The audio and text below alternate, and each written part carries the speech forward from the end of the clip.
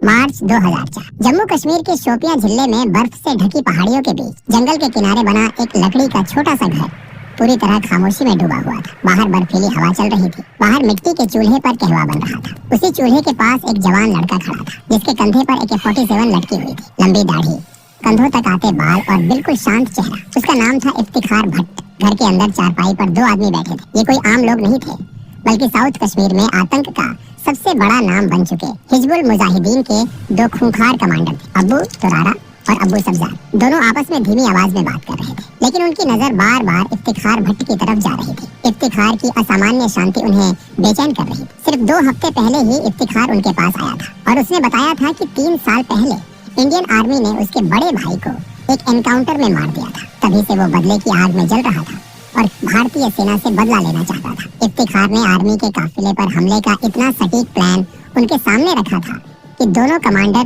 पहली नजर में ही प्रभावित हो गए थे। चेकपोस्ट की लोकेशन, गार्ड्स की संख्या, एंट्री और एग्जिट रूट, सब कुछ इतना बारीकी से तैयार था कि किसी को शक करने का मौका नहीं मिला। लेकिन आज मिशन से ठीक पहले अब्बू तुरारा के मन में अजीब सा संदेह उठ रहा था। उसे इफ्तिखार पर शक हो रहा था। कहवा तैयार हो चुका था। इफ्तिखार ने 3 कप ट्रे में रखे और कमरे में आकर चारपाई के पास ट्रे रख दी। अब्बू तुरारा और अब्बू सब्जार ने अपने अपने कप उठा लिए और तीनों चुपचाप कहवा पीने लगे। कुछ मिनट तक कमरे में पूरी खामोशी छाई रही। फिर अचानक अब्बू तुरारा इफ्तिखार को नाम लेकर बुलाता है और कहता है कि वो आखिरी बार पूछ रहा है। इसके बाद वो सीधे उसकी आंखों में देखकर सवाल करता है, तुम आखिर हो कौन? इफ्तिखार कुछ नहीं बोलता। उसकी चुप्पी अब कमरे को और भारी बना देती है। अब्बू तुरारा की आवाज और तेज हो जाती है और वो फिर से वही सवाल दोहराता है। इस बार इफ्तिखार धीरे से अपना कप जमीन पर रखता है, खड़ा होता है और कंधे से अपनी राइफल उतार देता है। उसकी आवाज शांत होती है, लेकिन उसमें जरा भी डर नहीं होता। वो कहता है कि अगर उन्हें उस पर जरा सा भी शक है तो वो अभी उसी बंदूक से उसे गोली मार दे। अगर भरोसा नहीं है तो ये ऑपरेशन नहीं हो सकता और उससे बेहतर है कि वो उसे यही मार डाले। अब्बू तुरारा AK-47 इफ्तिखार पर तान देता है। कुछ सेकंड तक कमरे में कोई कुछ नहीं बोलता। अब्बू सब्जार अब्बू तुरारा की तरफ देखता है और दोनों की आंखें मिलती है। तुरारा हल्के से सिर हिला देता है। इसके बाद अब्बू सब्जार अपनी AK-47 नीचे कर लेता है। दोनों फिर से अपने अपने कप उठाते हैं। उसी पल पिस्तौल लोड होने की आवाज गूंजती है। अगले ही पल 2 गोलियों की आवाज उस छोटे से कमरे को हिला देती। इफ्तिखार अपने कपड़ों के अंदर छुपी 9 mm पिस्टल निकाल चुका था। पहली गोली अब्बू तुरारा के सिर में जाती है और दूसरी गोली अब्बू सब्जार के सिर में। दोनों खूंखार जमीन पर गिर पड़ते हैं। कुछ ही सेकंड में साउथ कश्मीर के 2 सबसे बड़े आतंकियों की कहानी हमेशा के लिए खत्म हो जाती है। इसके बाद इफ्तिखार पिस्टल नीचे रखता है और अपना अधूरा कहवा पीने लगता है, जैसे वहाँ कुछ हुआ ही ना हो। लेकिन दोस्तों, ये कोई आपसी झगड़ा नहीं था और ना ही किसी आतंकवादी संगठन के भीतर की गद्दारी। ये था इंडियन आर्मी का एक बेहद साहसी अंडरकवर ऑपरेशन। इफ्तिखार भट्ट असल में कोई आतंकी नहीं था, बल्कि 1 पैरा स्पेशल फोर्स का जाबाज कमांडो मेजर मोहित शर्मा था। यहीं से शुरू होती है एक ऐसी कहानी जो एक मिडिल क्लास परिवार से निकलकर देश के सबसे बड़े वीरों में शामिल होने तक जाती है। और आगे हम जानेंगे कि आखिर कौन थे मेजर मोहित शर्मा और कैसे उन्होंने अपने जुनून और हौसले से इतिहास रच दिया। 13 जनवरी 1978 को हरियाणा में जन्मे मोहित शर्मा के पिता राजेंद्र शर्मा पंजाब नेशनल बैंक में अधिकारी थे और मां सुशीला शर्मा दिल्ली जल बोर्ड में काम करती थी। घर का माहौल अनुशासन और पढ़ाई से भरा हुआ था। मोहित अपने बड़े भाई मधुर शर्मा के बेहद करीब थे। उम्र में सिर्फ 13 महीने का फर्क था, लेकिन सोच में दोनों बिल्कुल अलग थे। माता पिता चाहते थे कि दोनों बेटे इंजीनियर बने और एक सुरक्षित जिंदगी जिए, लेकिन मधुर शर्मा का सपना था एयर फोर्स में जाना। वो NDA की तैयारी करते हैं, लेकिन सिलेक्ट नहीं हो पाता। माता पिता की इच्छा के अनुसार मधुर इंजीनियरिंग में चले जाते हैं, लेकिन सेना का सपना घर के छोटे बेटे मोहित शर्मा के मन में बैठ जाता है। स्कूल के दिनों से ही मोहित शर्मा पढ़ाई में अच्छे थे, लेकिन उनके भीतर कुछ अलग था। 1995 में दिल्ली पब्लिक स्कूल गाजियाबाद से 12वीं पास करने के बाद परिवार के दबाव में उन्होंने महाराष्ट्र के श्री संत Gajanan Maharaj college of engineering में एडमिशन ले ली। बाहर से सब कुछ नॉर्मल लग रहा था, लेकिन हॉस्टल के उस कमरे में बैठा मोहित शर्मा हर दिन एक अलग ही जंग लड़ रहा था। जब बाकी छात्र इंजीनियरिंग की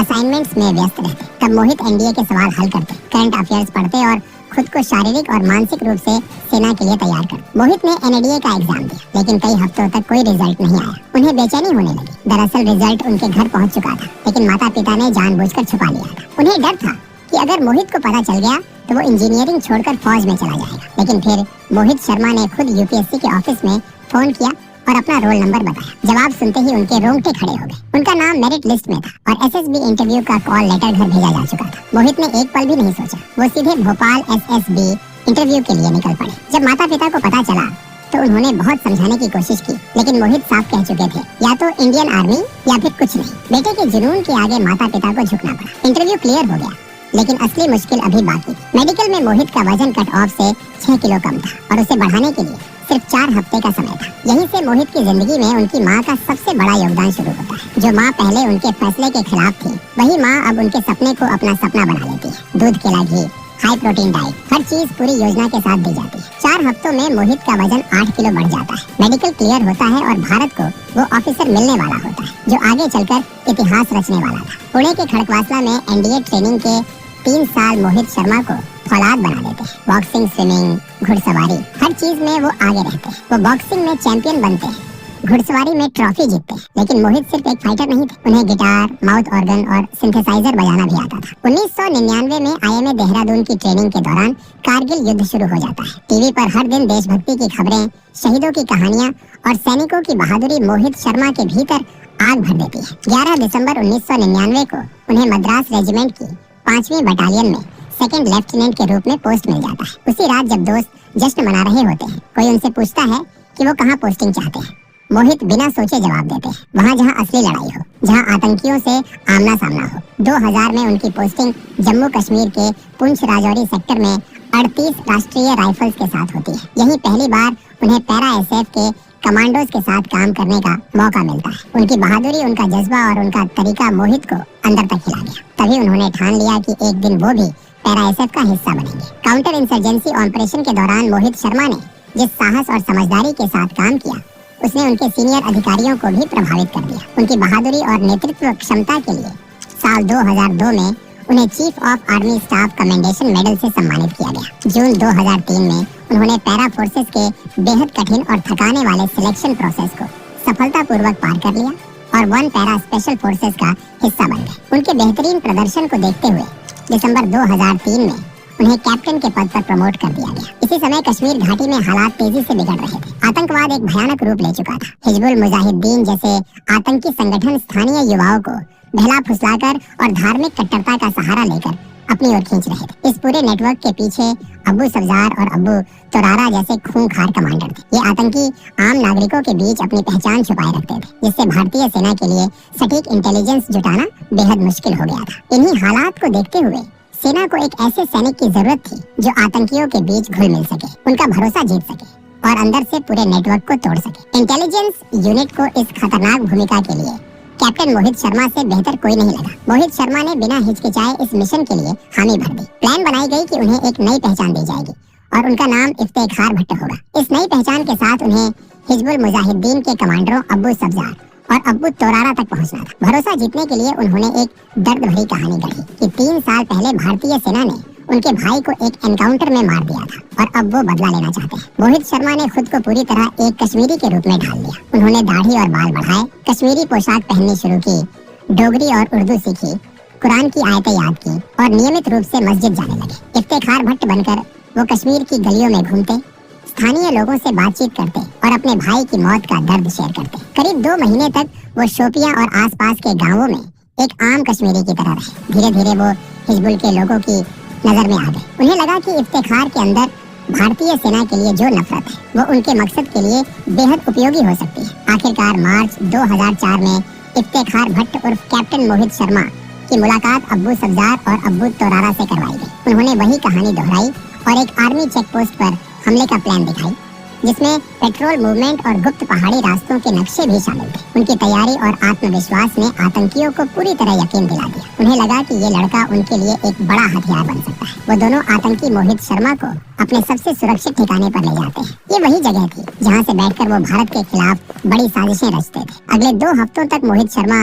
उन्हीं आतंकियों के साथ रहते हैं। इस दौरान आतंकी उन्हें ट्रेनिंग देते हैं, हथियारों के इस्तेमाल के तरीके समझाते हैं और अपने मूवमेंट, सप्लाई रूट्स और सुरक्षित ठिकानों की जानकारी भी शेयर करते हैं। आखिरकार वो दिन भी आ जाता है जब उसी हाइडआउट में भारतीय सेना पर हमले की पूरी प्लान तैयार हो जाती है। हैरानी की बात ये थी कि इस हमले का मास्टरमाइंड इफ्तेखार उर्फ मोहित शर्मा को ही बनाया गया। उसी रात ग्रेनेड की एक कंसाइनमेंट आने वाली थी। अगली सुबह 3 और आतंकी वहां पहुंचने वाले थे और फिर दोपहर तक सेना की टुकड़ी पर हमला होना था। लेकिन इसी बीच अब्बू तोरारा के मन में इफ्तिखार को लेकर हल्का सा शक पैदा होने लगता है। सब्जार से कहता है कि उसे कुछ गड़बड़ लग रही है, क्योंकि इफ्तिखार के बारे में उनके पास उसकी कहानी के अलावा कुछ और नहीं है। तभी इफ्तिखार भट्ट बने मोहित शर्मा 3 ग्लास कहवा लेकर कमरे में आते हैं। वो दोनों को कहवा देते हैं और खुद खाट के किनारे बैठ जाते हैं। तीनों के पास AK-47 राइफलें थी। फिर अचानक तोरारा सख्त आवाज में पूछता है कि सच बताओ, तुम आखिर है कौन? ये सुनकर मोहित धीरे से अपना ग्लास नीचे रखते हैं। वो खड़े होते हैं, कंधे से अपनी राइफल उतार देते हैं और कहते हैं कि अगर भरोसा नहीं है तो अभी गोली मार दो।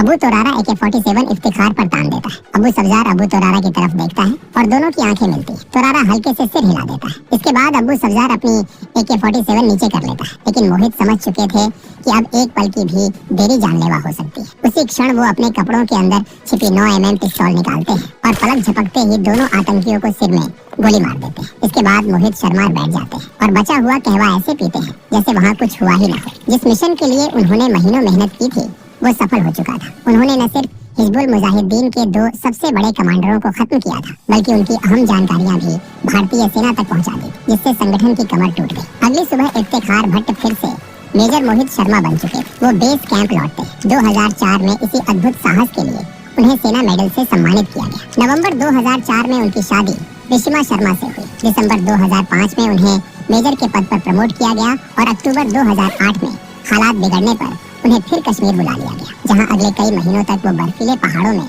आतंकियों की तलाश में जुटे रहे। 20 मार्च 2009 की शाम कुपवाड़ा में अपने बेस पर मौजूद मेजर मोहित शर्मा अपनी टीम के साथ अगले ऑपरेशन की तैयारी कर रहे थे। तभी सेक्टर कमांडर का एक अर्जेंट कॉल आया। उन्होंने बताया कि LOC पार करके कुछ ट्रेन आतंकी हापुड़ा के घने जंगलों में घुस चुके हैं। ये खबर सुनते ही मेजर मोहित शर्मा ने बिना एक पल गवाए अपनी टीम को तैयार होने का ऑर्डर दिया। अगली सुबह 21 मार्च को टीम उन जंगलों में दाखिल हुई। ये सिर्फ जंगल नहीं थे, बल्कि आतंकियों का गढ़। चारों तरफ बर्फ से ढके रास्ते, घनी झाड़ियां और बर्फीली हवाएं, हर कदम पर खतरा था। मेजर मोहित ने टीम को 3 टुकड़ियों में बांटा और बर्फ पर बने पैरों के निशानों का पीछा शुरू किया। कुछ ही दूरी पर पहुंचते ही आतंकियों ने अचानक फायरिंग शुरू कर दी। वो पहले से घात लगाए बैठे थे और जंगल से 3 दिशाओं से हमला कर रहे थे। उनके पास AK-47 राइफलें थी और इलाके के सटीक नक्शे भी। स्थिति भांपते ही मेजर मोहित ने साथियों को कवर लेने और पीछे हटने का ऑर्डर दिया। जब एक हवलदार ने उनसे खुद कवर में आने को कहा तो मोहित ने साफ कहा, पहले तुम जाओ, मैं बाद में आऊंगा। मोहित खुले में रहकर आतंकियों पर फायरिंग करते रहे ताकि उनकी टीम सुरक्षित पोजीशन ले सके। इसी दौरान एक गोली उनके हाथ में लगी। उन्होंने तुरंत कपड़े से घाव बांधा और फिर से फायरिंग शुरू कर दी। थोड़ी देर बाद लांस नायक सुभाष MGL से फायरिंग कर रहे थे, तभी वो भी घायल हो गए। हालात को देखते हुए मेजर मोहित खुद आ गया और MGL संभालकर आतंकियों पर ताबड़तोड़ फायर किया। 4 आतंकी वहीं ढेर हो गए। जब मेजर मोहित अपनी टीम की ओर लौट रहे थे, तभी एक और गोली उनके सीने के बाएं हिस्से में लगी, जहां बुलेट प्रूफ जैकेट का कवर नहीं था। खून बहने लगा, लेकिन उन्होंने साथियों से कहा, कुछ नहीं हुआ है, फायरिंग जारी रखो, हम स्पेशल फोर्स में इसी काम के लिए हैं। गंभीर रूप से घायल होने के बावजूद वो पेड़ का सहारा लेकर लगातार फायर करते रहे और अपने साथियों को दुश्मन की सीधी मार से बचाते रहे। ऊंचाई पर मौजूद तीसरी टुकड़ी भी फायरिंग में शामिल हो चुकी। मेजर मोहित रेडियो पर बार बार कहते रहे, फायरिंग रुकनी नहीं चाहिए। धीरे धीरे उनकी आवाज कमजोर पड़ती गई। ज्यादा खून बहने से शरीर जवाब देने लगा, लेकिन आंखें आखिरी दम तक खुली रही। बेस कैंप को जब संदेश मिला कि मेजर मोहित घायल हैं और हिल नहीं पा रहे, तो किसी को यकीन नहीं हुआ। घने जंगलों में लड़ते हुए मेजर मोहित शर्मा मात्र 31 साल की उम्र में वीर गति को प्राप्त हो चुके। ये ऑपरेशन 5 दिन तक चला। इस दौरान 8 भारतीय जवान शहीद हुए, लेकिन उनसे पहले 17 आतंकियों को मार गिराया गया। मेजर मोहित शर्मा आज हमारे बीच नहीं है, लेकिन उनकी कहानी हर जवान के भीतर जोश भरती है। उनके अद्भुत साहस और बलिदान के लिए उन्हें मरणोपरांत देश का सर्वोच्च वीरता पुरस्कार अशोक चक्र से सम्मानित किया गया। गाजियाबाद में उनके नाम पर मेट्रो स्टेशन, सड़क और भव्य प्रतिमा आज भी ये याद दिलाती है कि हम चैन की नींद इसलिए सो पाते हैं क्योंकि मेजर मोहित शर्मा जैसे वीर अपनी पूरी जिंदगी देश पर न्योछावर कर देते हैं। दोस्तों, अगर हमारा ये वीडियो पसंद आया हो तो वीडियो को एक लाइक जरूर करें और कमेंट कर बताएगा कि आपको अगला वीडियो किस टॉपिक पर चाहिए। जय हिंद।